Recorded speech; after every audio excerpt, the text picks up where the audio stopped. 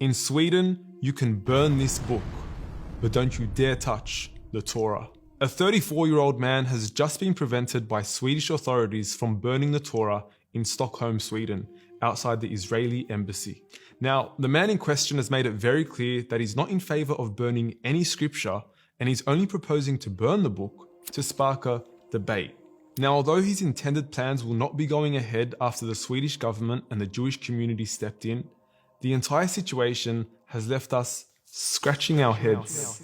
I mean, it was just last week where Sweden gave full authority for Rasmus Paludan to burn the Quran outside the Turkish embassy in the very same city, all under police protection, government approval, and of course a gigantic sum of taxpayer money funding the entire fiasco. In fact, we even witnessed the Swedish Prime Minister and Foreign Minister come out publicly to defend the depraved act, saying that although they're not supportive of what took place, it was still freedom of expression.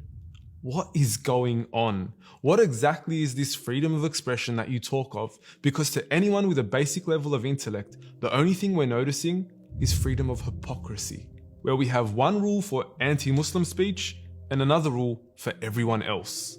Now let me be clear, burning any holy book or scripture is totally and utterly unacceptable. The Torah is a book that Muslims have utmost respect for, a book that God describes in the Quran as being one that was sent down in its original form with guidance and light.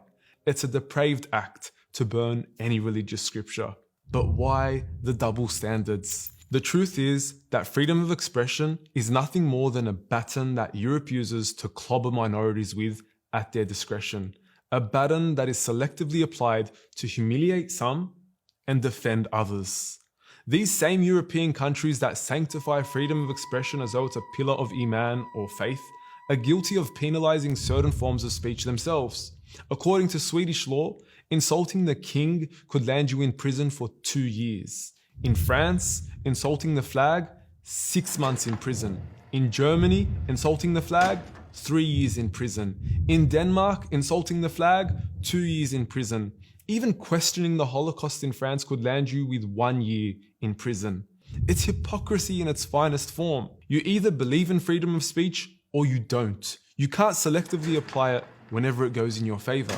And as much as people would like to position this as a discussion on freedom of expression and healthy criticism of ideas, this is not about freedom of debate.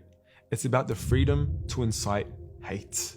If this was about debate, we would have no problem. The Quran itself invites people to challenge it.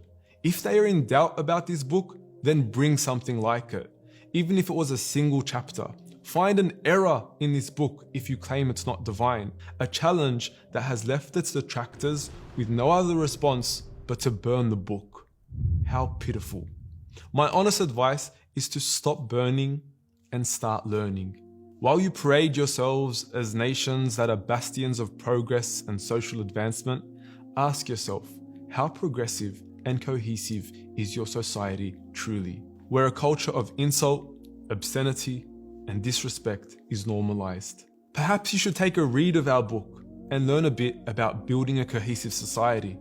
A book that teaches us to respect other faiths and do not insult those who invoke other than Allah. وَلَا تَسُبُّوا الَّذِينَ يَدْعُونَ مِن دُونِ اللَّهِ. A book that teaches us not to insult, mock, or ridicule other people. لَا يَسْخَرْ قَوْمٌ مِّن قَوْمٍ. A book that teaches us to learn from our neighbors. لِتَعَارَفُوا. To respect them and not disgrace them. Yet guess what?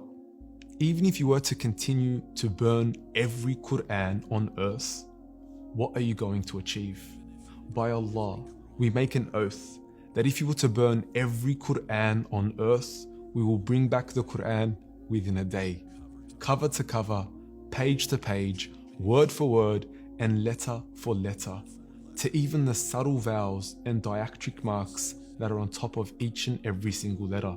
We have 12-year-old boys and girls that will gladly recite the Quran back to you by memory.